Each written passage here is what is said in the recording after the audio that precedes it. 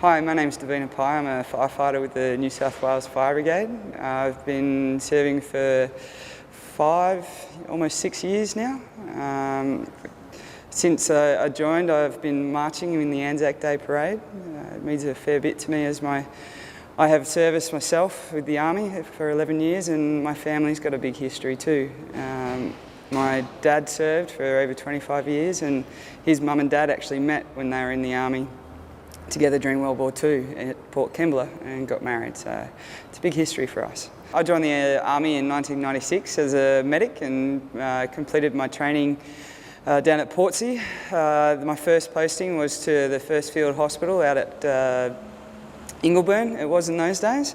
Spent a year on the wards, and then I went to the parachute surgical training team, which was basically we could pack everything up into boxes and push it out the back of a plane and use it there. Then I was back to the hospital when it changed over to the 1st Health Support Battalion. During that time there, we did a deployment to Papua New Guinea in '98 for a tidal wave. We spent 2 weeks in country there, and then in '99 we went to East Timor. Spent 2 months in country there. Once I returned from East Timor, I got posted to the Incident Response Regiment, which was dealt with chemical, biological, radiological terrorism response within Australia. So that entailed a whole heap of new training as a medic. We went to Singapore on exercise with the Army over there, and also went to Canada for specific live agent training. And then on return, in 2006, I discharged and came straight to the Fire Rescue New South Wales. Dad did a year in Vietnam, and he survived, and that was obviously a lot more hairier than what I did. I went East Timor and Bougainville. I mean, there was the potential of being injured or killed whilst over there, but nowhere near as bad as what's happening today with Afghanistan and Iraq. I think just generally entering the services and giving your 2 to 3 years of service, even without deployment, is a big chunk out of your life, and it really changes your lifestyle. So marching on ANZAC Day I find very important for myself to remember those that I knew and that didn't know, that have given up a part of their life or all of their life. I found it very poignant, touching. This day I was doing a reserve day.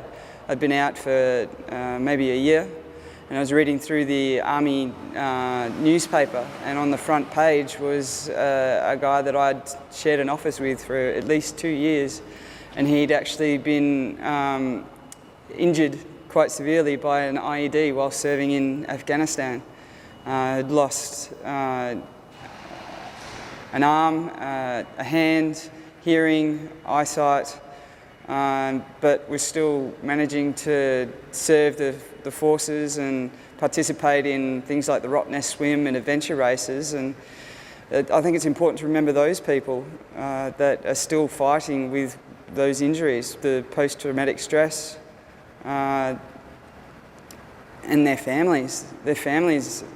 They're just as affected as what the soldiers are that return. And even those who don't get injured, remembering all of that is very important, whether it was yesterday or 50 or 100 years ago.